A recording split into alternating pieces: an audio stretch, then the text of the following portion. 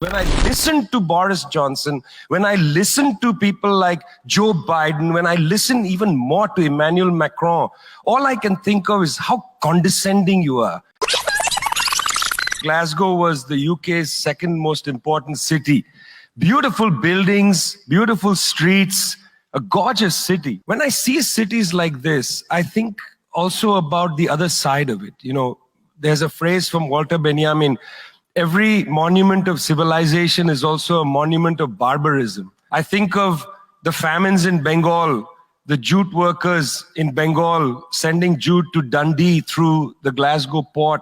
I think of human beings from Africa enslaved and brought from Ghana to the New World, and all those prophets getting sucked into cities like London and Glasgow.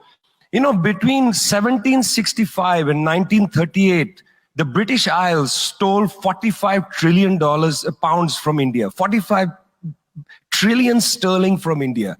We never got paid for that. When the British left India, when we threw the British out, our literacy rate was 13%.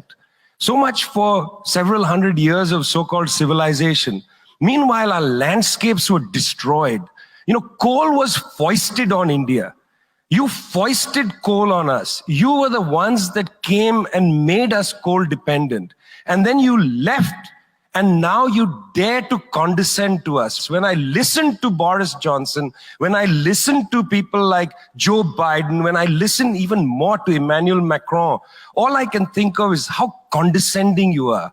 You condescended to us 400 years ago. You condescended to us 300 years ago. You condescended to us 200 years ago. You condescended to us 100 years ago. You're condescending to us today. You only know condescension because for you, colonialism isn't something that happened in the past and we defeated you. It's not that.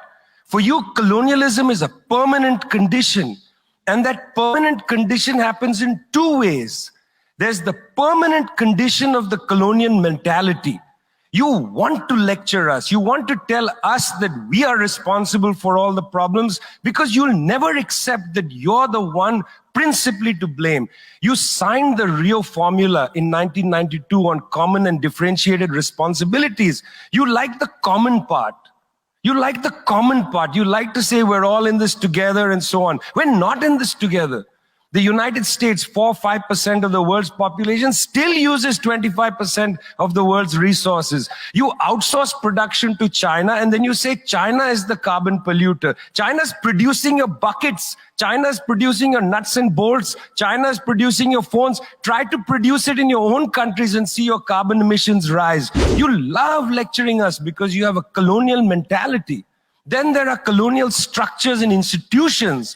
You lend us money, and every time you lend us money, which is our money, every time the International Monetary Fund comes to our societies and they tell us, here's the money we are giving you. No, it's our money. You give us our money back as debt, and then you lecture us about how we should live. The climate justice movement is a movement that says we're worried about our future. What future? What future? Children in the African continent, in Asia, in Latin America, they don't have a future. They don't have a present. They're not worried about the future. They're worried about their present. Your slogan is, we're worried about the future. What future?